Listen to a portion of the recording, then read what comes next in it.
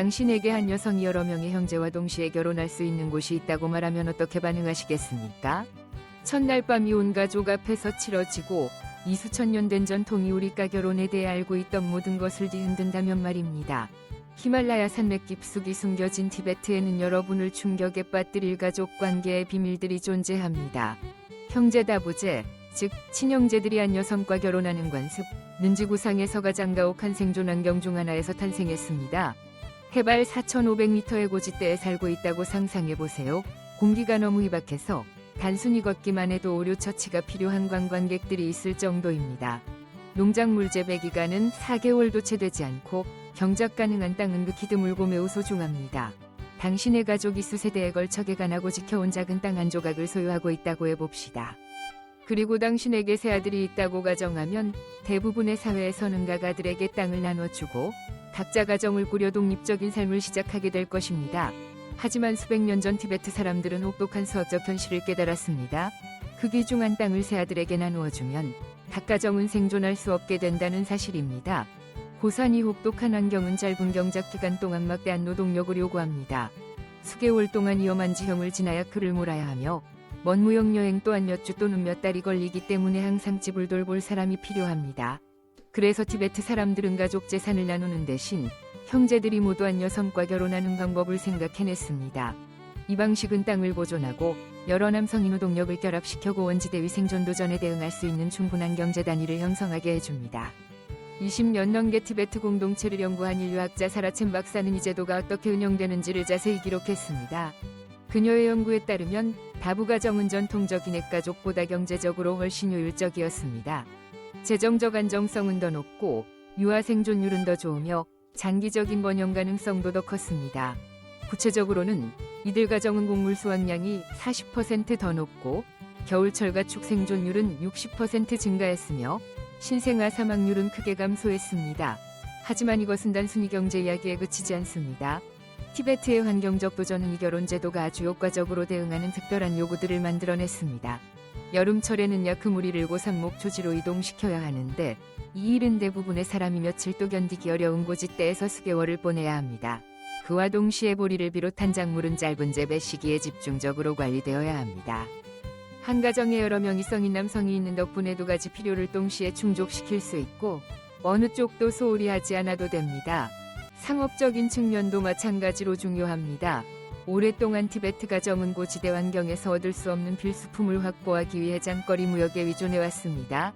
인도산 차, 먼 호수에서 채취한 소금, 중국 시장에서 생산된 상품들 모두 위험한 여행을 통해 확보해야 했습니다.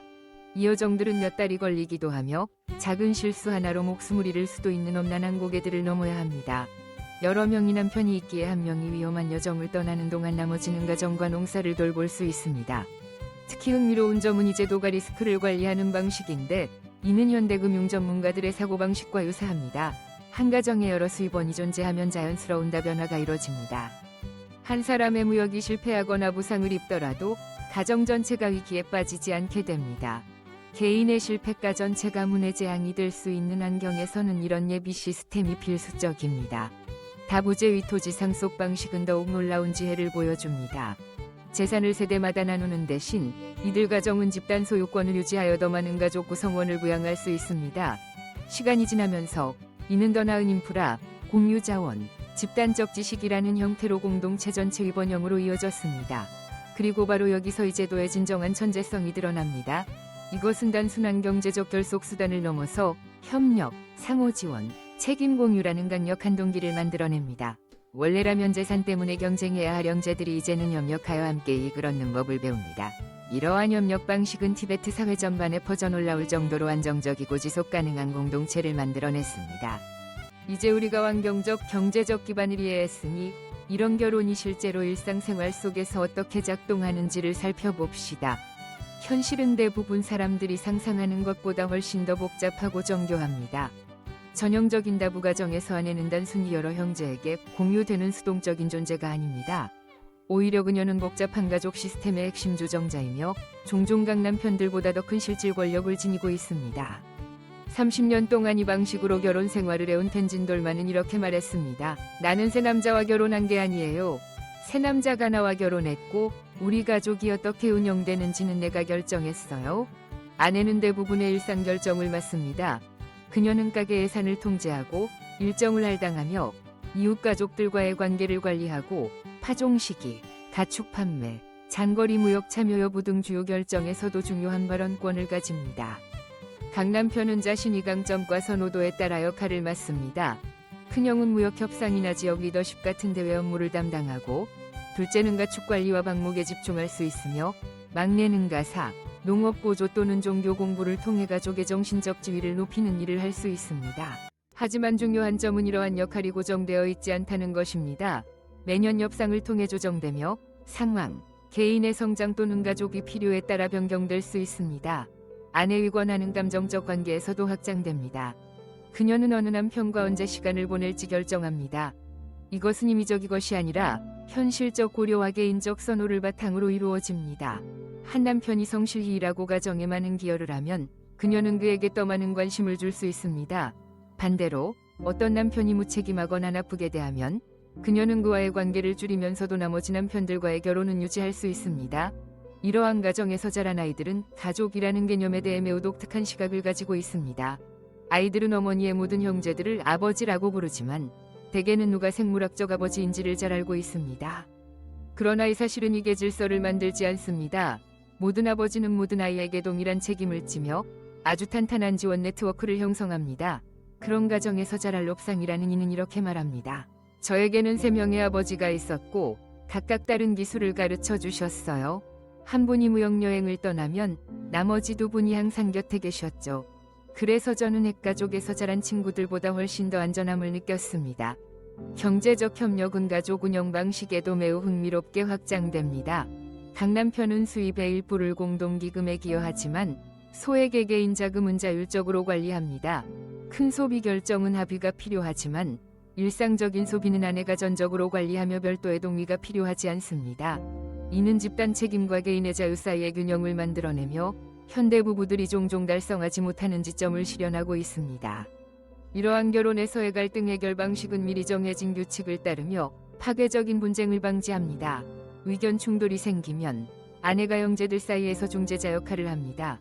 만약 갈등이 아내와 직접 관련된다면 마을 언로나 승려가 개입하기도 합니다. 최후의 징계는 가족으로부터의 추방이며 이는 당사자의 결혼을 종료시키지만 전체 가족 단위는 유지됩니다. 티베트인의 계절적 삶이 리듬은 매우 자연스러운 관계의 형태를 만들어냅니다. 여름 목축기 동안 몇몇 남편들은 수개월간 집을 떠나기 때문에 아내는 집에 남아있는 남편과 사실상 1대1 관계처럼 지냈게 됩니다. 이러한 이별과 재회의 반복은 감정적으로 더욱 풍부하고 흥미로운 결혼 생활을 만들어낸다고 많은 사람들이 말합니다. 티베트 여성들이 착용하는 장신구와 액세서리는 단순한 장식품이 아니라 결혼에서의 지위와 권력을 상징합니다. 다부제를 따르는 가정에서의 종교 실천도 아내의 중심적 역할을 잘 보여줍니다. 보통 아내가 가정위재단을 관리하고 종교 의례의 시기를 결정하며 가족과 불교 전통 사이의 주요 연결고리 역할을 합니다. 남편들도 종교 활동에 다양한 방식으로 참여할 수 있지만 영적 리더십의 중심은 아내이며 이는 가족이 문화적 전통과 연결을 유지하는 데 중요한 역할을 합니다. 그러나 이러한 전통적 모델은 현대적 영향과 다부제를 인정하지 않는 국가 정책과 마주하면서 전례 없는 도전에 직면하고 있습니다.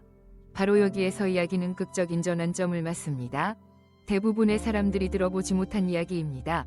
1000년 넘게 티베트 가정을 지탱해온 이 결혼 전통은 역사상 가장 큰 시련에 직면하고 있습니다. 그러나 이는 단순히 사라지고 있는 것이 아닙니다. 젊은 세대의 티베트인들은 이 전통을 재해석하며 전통적 지혜와 현대 현실을 결합한 새로운 형태를 창조하고 있습니다.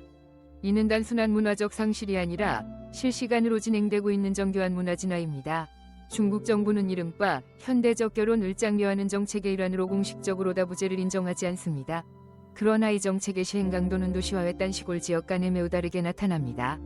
라싸나 차가치 같은 도시에서는 대부분이 중국의 다른 도시처럼 일부 일처제를 따르지만 전통적 생활 방식이 여전히 널리 퍼져 있는 외딴 마을에서는 다부제가 계속 유지되고 있습니다. 왜냐하면 이 제도를 만들어낸 환경적, 경제적 조건이 여전히 존재하기 때문입니다. 이러한 상황은 티베트 사회를 새롭게 형성하는 흥미로운 문화적 분리를 남고 있습니다. 도시에 사는 티베트인들은 문화적 다부제라 불리는 형태를 실천하고 있는데 이는 확장 가족이 공식적인 결혼 없이도 경제적 협력을 유지하는 구조입니다. 형제들은 각기 다른 여성과 결혼했더라도 공동으로 사업을 운영하고 재산을 소유하며 자녀 양육을 함께 합니다. 이들은 전통적인 다부제가 만들어낸 경제 협력의 요소는 유지하면서 현대 사회의 기대에 맞추어 유연하게 적응하고 있는 것입니다. 노르부텐진 박사의 최근 경제 분석에 따르면 이러한 협력형 가족 단위는 전통적인 핵가족보다 수입이 70% 더 높다고 합니다. 기술도 이 관계의 운영 방식을 변화시키고 있습니다. 휴대전화와 인터넷 연결 덕분에 외지에서 일하는 남편들도 일상적인 가족 결정에 참여할 수 있습니다. 영상통화를 통해 가족 회의에 참석하거나 육아 및 경제 계획을 함께 논의할 수 있으며 일부 가족은 공동 디지털 은행 시스템을 통해 실시간으로 재정을 관리하고 있습니다. 전통적 협력이 현대적 소통 도구에 의해 업그레이드되고 있는 셈입니다. 이러한 진화된 가족 모델에서 자란 아이들은 자신들에게 특별한 이점이 있다고 말합니다. 이는 연구자들이 이제 막 이해하기 시작한 부분입니다. 이들은 보통 여러 언어를 구사하고 전통과 현대 생활을 동시에 경험하며 복잡한 가족 관계를 조율하면서 뛰어난 사회적 연결 능력을 키워나갑니다.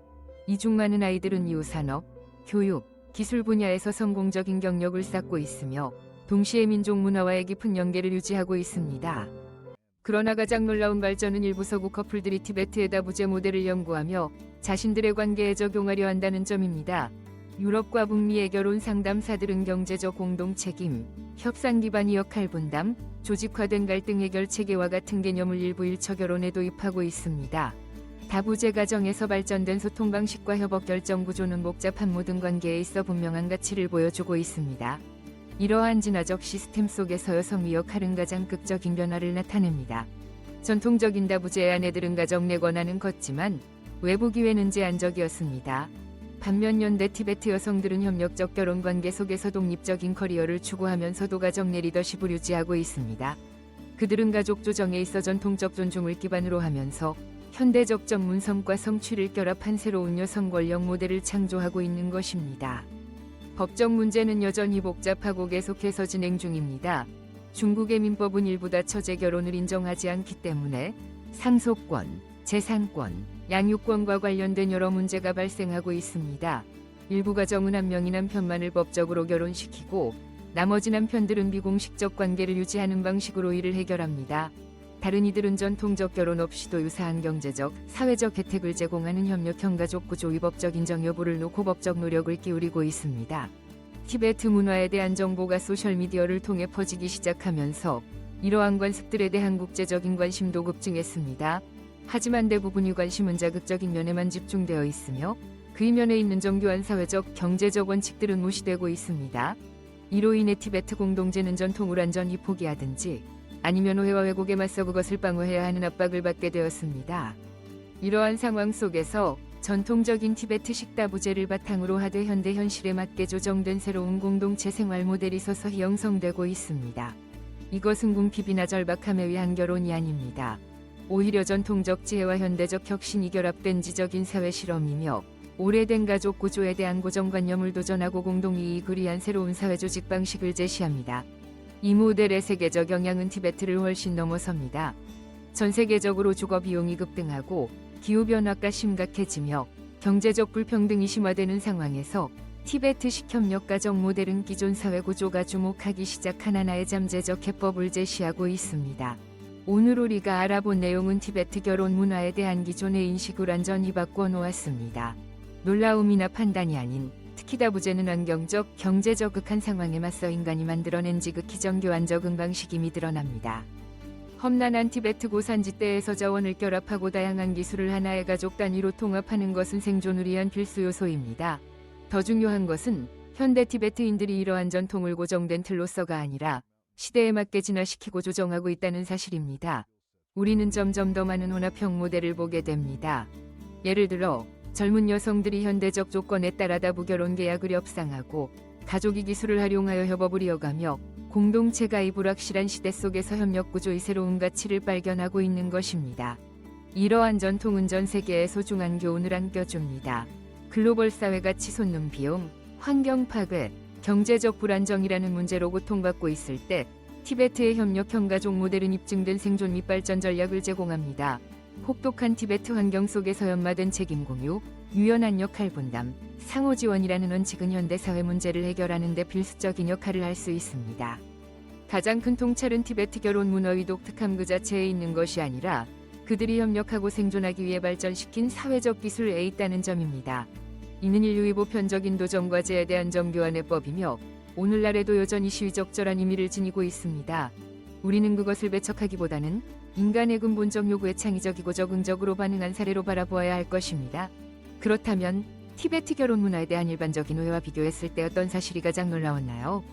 여러분은 환경이 자신이 공동체 내 사회구조에 어떤 영향을 미치는지에 대해 생각해 본 적이 있나요? 여러분의 생각을 아래 댓글로 공유해 주세요. 함께 해주셔서 감사합니다. 좋아요와 댓글 남겨주시고 더 많은 흥미로운 영상을 위해 구독도 잊지 마세요. 다음 영상에서 뵙겠습니다.